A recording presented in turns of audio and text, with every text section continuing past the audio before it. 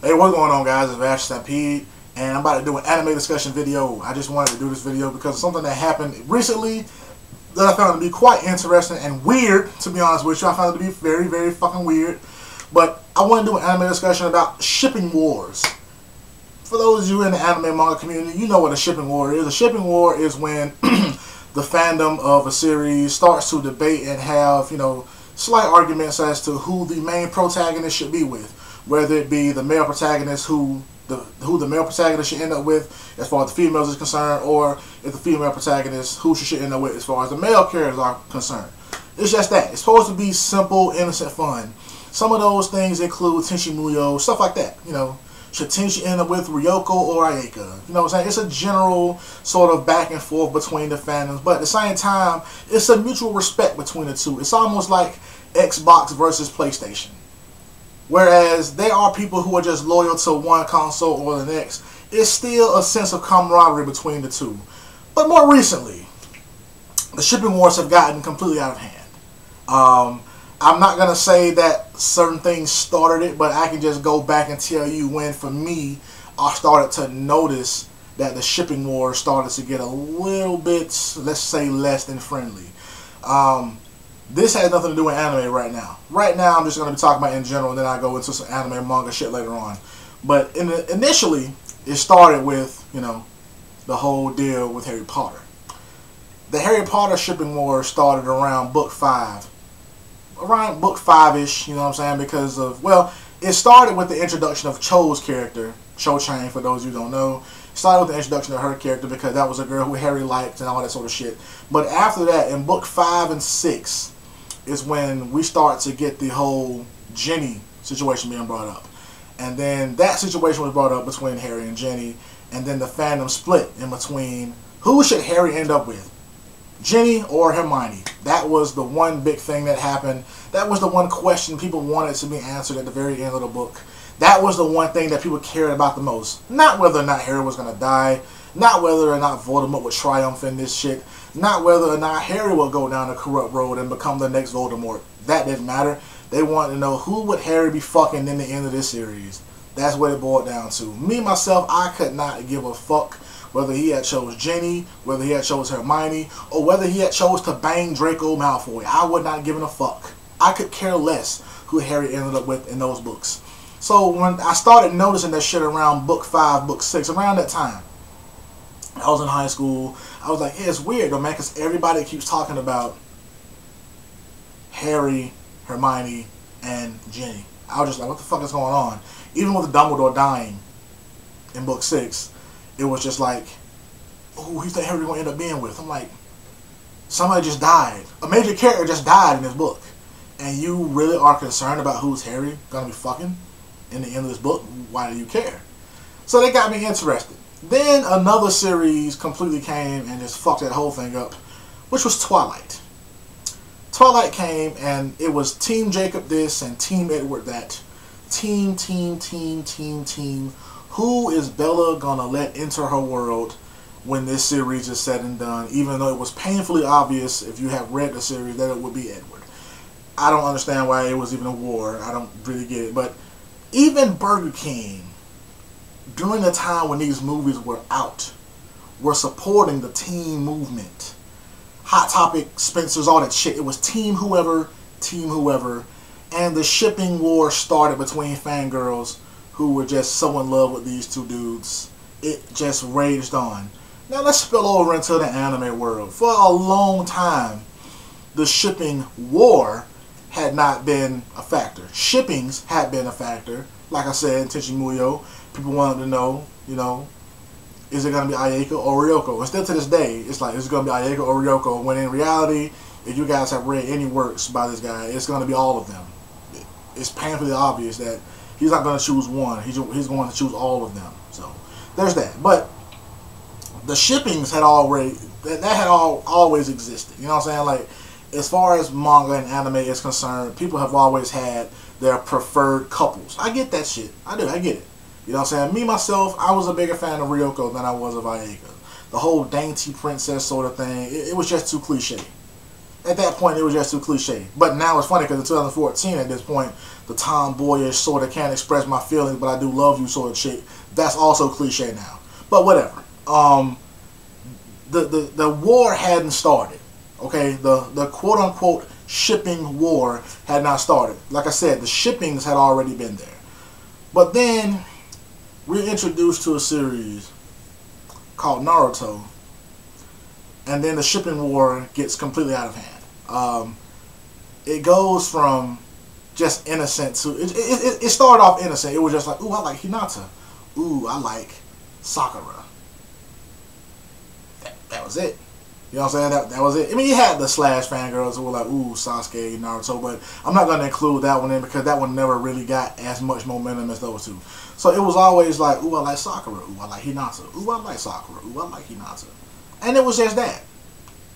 But then it seems like just overnight, one person from either side was just like, hey, fuck Hinata, or hey, fuck Sakura, and the war started. Now, I don't know if that was because when you read the manga, because it's just still frame after still frame after still frame after still frame, it's not the same as seeing a character genuinely go from her regular color to blushing when they're around this character. You know what I'm saying? So maybe because it was animated, you got a sense of, oh, I understand this character better now because I see it animated as opposed to just seeing a still frame and reading a little box.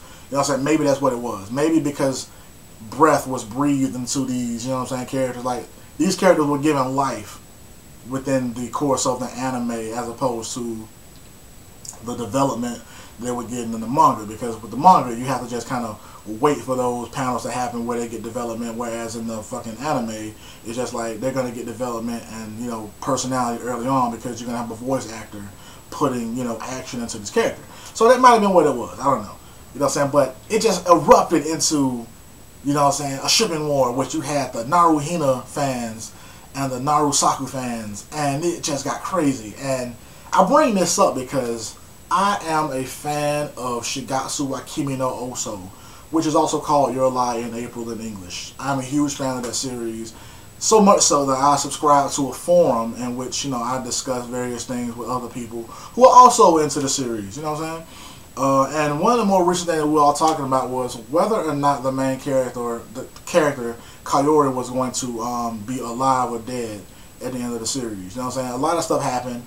We were just kind of like, man, you think she's going to be alive? You think she's going to die? What do you think? You know, and I gave my opinions on it, and people gave their opinions on it. And for about 20 or so comments, we were just kind of, you know, talking to each other about why we think this, why we think that. But then it was a total of 166 comments. 20 of them were of us talking about, you know, whether or not we thought she was going to live or die. The other 140 or so were just various people arguing about this one topic. And this one topic was whether Arima Kosei should end up with Tsubaki or with Kayori. And I was like, are you motherfuckers for real? Because right now we're talking about whether or not one of these motherfuckers is going to live or die. And what you motherfuckers are talking about is whether or not he should end up with the blonde or the brunette. And I was like, really? That's fucking stupid. Especially because this is a drama. This is a musical drama with various hints of romance. And it's funny because I kept bringing it up to these guys who just kept going back and forth with it. I was just like, you do realize that initially his feeling for this one chick was admiration. But let's just go past that. The comment that started it all in this particular forum was that one person actually said, and I quote, if Kayori dies, that means that Tsubaki and Arima will be able to finally have the love that they deserve. Semicolon. Arima x Tsubaki for the win. Are you serious? Are you serious? Why does that matter? One person is in a hospital who could possibly die. And all you're worried about is, yeah, well, at least that means that Arima can be with his childhood friend. Are you serious? What the fuck? Why does it matter? I had no idea shipping wars were that serious, man. And then, oh my god, the shit that happened with Naruto in the end, when he ends up being with Hinata or whatever, that fucking thing that went around, that internet petition to have Naruto banned because they wanted an alternate universe in which Naruto ends up with Sakura. Fuck the story. Fuck the story. Like, no, fuck, like, that he survived in the end. Because he could have died. Kishimoto could have written it to where both Naruto and Sasuke died. He could have had them kill each other and they die. And no one ended up with no one. He could have had them die. He had them both live. He had the happy ending that you wanted to see, to where this cycle of hatred wasn't going to continue as it did within the past. And people aren't satisfied. Sakura ends up with the one she wanted to be with. Hinata ends up with the person that she wanted to be with. Why does it matter? Why does it fucking matter? Because people keep... I don't understand, why does it matter? This shipping shit is funny to me because, yeah, I have my preference when it comes to a coupling, but that's not the deciding factor for me on a series. Let me say this. If Naruto didn't end up with Hinata, I wouldn't have given a fuck. I can honestly say I would not have cared. I can honestly say that. I can honestly say if Naruto had ended up with Sakura, I would have been like, okay, I didn't really see that coming because there was no development. You know what I'm saying? Like, to lead her, Sakura, to lead her into liking him. So I wouldn't have gotten that. But I would have gotten it with the Naruto the last movie, because that's how Naruto ends up, you know, falling for Hinata. So it just would have been reversed with Sakura slowly falling for Naruto. So I don't know. Okay, that's fine. Whatever. So I genuinely would not have cared. I genuinely would not have cared. I see the same thing in Bleach. There is a Bleach forum. There are two separate Bleach forums. Ichirukia and Ichihime. I'm like, are you fucking serious? Not only has Ichigo not shown any romantic fucking interest in either of those two, the series itself does not even hinder on romance. Only Orihime has shown that interest in Ichigo and any other fucking character in the series. No other character in the series have shown any form of romance to any other character. Don't give me that Shuhei Rangiku shit, because that's only in the anime. That's not even canon for the fucking manga. That's only in the anime. That has not been shown anywhere else. Only Orihime has that, and it's for Ichigo. But he doesn't feel that way. No other character displays any sign of interest and love and shit in this series. So why is there a shipping war? When I saw that shit, I was like, is this true? Is this real? Is this forum real? And this is how I knew it was real. I did a video a while back, and this is not even how I felt. I just wanted to do it just to see. I did a video called The Top Anime Couples, right? And in it, I put Ichigo and Rukia. Just because I know most of the fandom enjoys Ichigo and Orihime, I just threw it in just to put Ichigo and Rukia. Just to throw it in, right?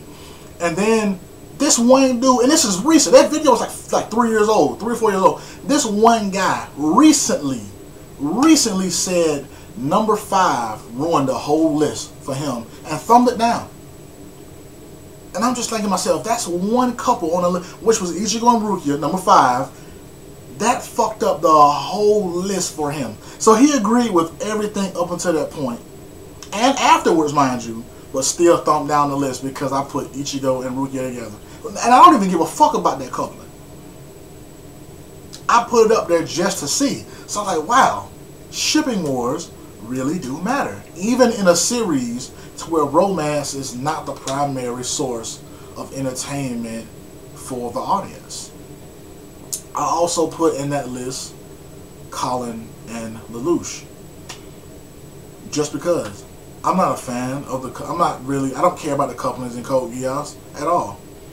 You know, I think in Code Geass it's fairly obvious that for the most part you can consider C2 his closest female companion, but I really didn't care. Okay, I really didn't care. You know what I'm saying? I really didn't care. People went ham on that shit. But the one thing that they went ham on the most, which I was shocked about, I thought it was going to be Naruto and Hinata, but no. It was Takashi and Saiko from High School of the Dead. People went ham on my ass because I put that on there. And I was like, why does this matter? Why does it matter? It shouldn't matter at all. This is a fucking post-apocalyptic survival manga. But you care about who Takashi's going to end up with. He might die in this series. Everyone could possibly die in the end. But you want to care about who he's going to end up being with. And for the longest time, I tried to find out, like, why do the shippings matter? Why do the couplings matter? I never understood this shit. Why are they so important? And at first I was thinking maybe it's because, and I'm not trying to be sexist, I was thinking maybe it's because most of the fandom is made up of females, made up of women, and they care about this sort of shit. Maybe that's what it is. But I don't even think it's that, because a lot of the people who are in those forums with me on Shigatsu, a lot of those are dudes. I see them. I can see them. Like, a lot of those people are dudes.